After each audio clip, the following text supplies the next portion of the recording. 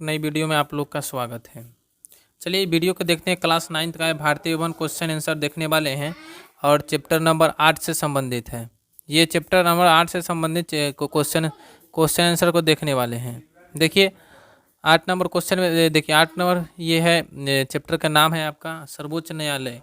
सर्वोच्च न्यायालय, तो सर्वोच्च न्यायालय के कार्यों को जानेंगे हम सब और सर्वोच्च न्यायालय के बारे में भी जानेंगे। तो चलिए देखिए, चलिए सर्वोच्च न्यायालय के कार्यों को जानते हैं। तो चलिए ये वीडियो को स्टार्ट करते हैं। 1 नंबर क्वेश्चन देखिए, वस्तु से पहले प्रश्न देखते हैं, उसके बाद चलिए 1 नंबर क्वेश्चन में देखिए, सर्वोच्च न्यायालय के मुख्य न्यायाधीशों के अवकाश ग्रह की उम्र सीमा क्या है। अब यानी कि उनको कब रिटायर होंगे, तो अब सीमा के 65 वर्ष है। चलिए नेक्स्ट क्वेश्चन देखिए, अगला क्वेश्चन है, निम्नलिखित में से सर्वोच्च न्यायालय का सही कार्य क्या है। तो सर्वोच्च न्यायालय का सही कार्य क्या है, तो संविधान की भावनाओं को विरुद्ध बने कानून को अमान्य घोषित करना, यानी कि संविधान के विरुद्ध जो कानून बना है उसको अमान्य घोषित करना।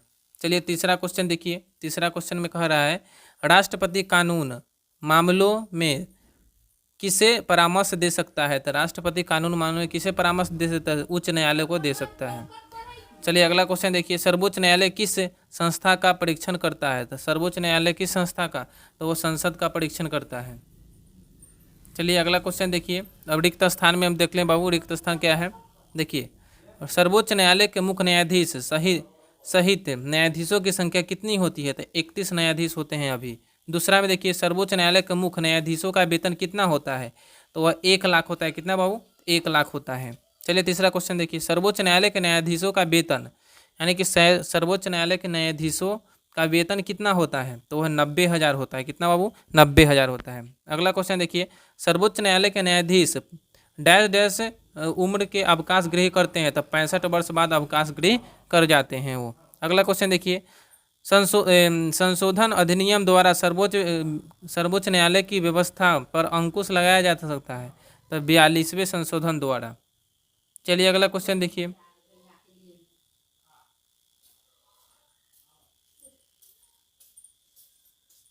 चलिए अगले क्वेश्चन के जाने देंगे। अब देखिए इसमें अभी जानेंगे कौन, टिक लगाने वाला, देखिए भरने वाला है वाले, मिलान करने वाला। तो मिलान करने वाला को हम सब जानेंगे। तो मिलान देखिए, 1 नंबर राष्ट्रपति का किस में लगेगा बाबू, तो राष्ट्रपति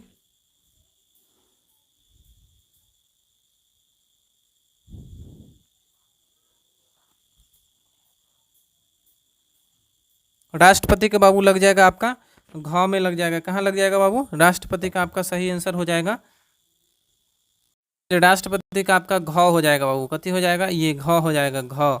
उसके बाद 2 नंबर का आपका बाबू हो जाएगा आंसर अंग। 2 नंबर का हो जाएगा बाबू ये वाला, 2 नंबर का आपका हो जाएगा ये। चलिए 3 नंबर का आपका हो जाएगा ख, 3 नंबर का ये ख हो जाएगा। और 4 नंबर का आपका बाबू हो जाएगा ग ये, और 5 नंबर का बाबू ये हो जाएगा। चलिए आगे चलते हैं नेक्स्ट क्वेश्चन की ओर। चलिए देखिए क्वेश्चन है, देखिए सर्वोच्च न्यायालय है, 8 नंबर चैप्टर है, क्लास 9th का है। देखिए यहाँ पे लिखा है अति लघु उत्तरीय प्रश्न। देखिए सर्वोच्च न्यायालय का मुख्यालय कहाँ है, तो वह कहाँ है बाबू, तो नई दिल्ली में। चलिए अगला क्वेश्चन देखिए, सर्वोच्च न्यायालय के न्यायाधीशों की नियुक्ति कौन करता है। सर्वोच्च न्यायालय के न्यायाधीशों की नियुक्ति कौन करता है बाबू, तो आप जानते हैं राष्ट्रपति करते हैं। चलिए अगला क्वेश्चन है, सर्वोच्च न्यायालय को किसका रक्षक माना जाता है, बनाया गया है। संविधान और मौलिक अधिकारों का रक्षक बनाया गया है। चलिए अगला क्वेश्चन देखिए बाबू,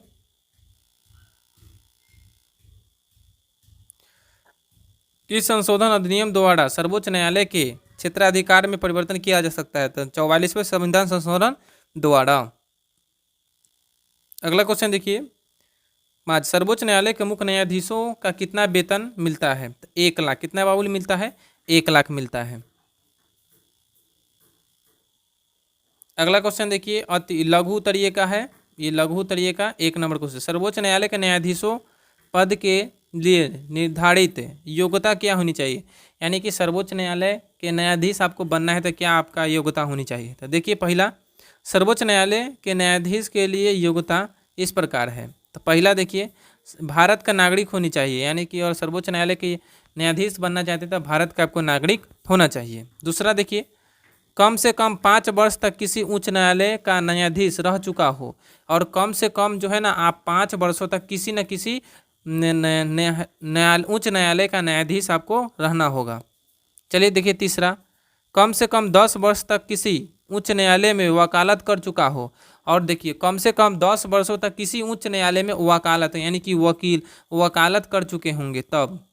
उसके बाद राष्ट्रपति की राय में कानून का ज्ञाता हो, और राष्ट्रपति की राय में कानून का ज्ञाता हो तब उच्च न्यायालय के न्यायाधीश आप बन सकते हैं। चलिए नेक्स्ट क्वेश्चन की ओर चलते हैं, देखते हैं 2 नंबर क्वेश्चन में। देखिए बाबू, 2 नंबर क्वेश्चन कह रहा है सर्वोच्च न्यायालय के न्यायाधीश को उनके पद से हटाने के तरीकों का उल्लेख करें।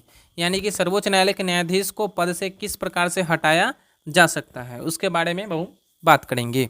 चलिए देखिए बाबू, किसी न्यायाधीश को पद से हटाने के लिए संसद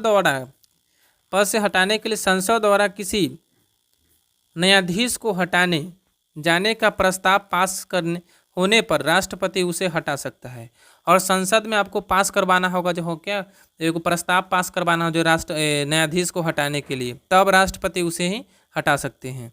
संसद के दोनों सदनों में अलग अलग सदन के कुल सदस्यों के बहुमत तथा सदन में उपस्थित और मतदान करने वाले सदस्यों के 2/3 बहुमत में ऐसा प्रस्ताव पास होना चाहिए, और ऐसा प्रस्ताव पास करने के लिए संसद के दोनों सदनों में 2/3 बहुमत से प्रस्ताव पास होनी चाहिए, तब हटाया जा सकता है, ना तो नहीं हटाया जा सकता है। चलिए बाबू अगले क्वेश्चन की ओर, तीसरा क्वेश्चन देखिए बाबू,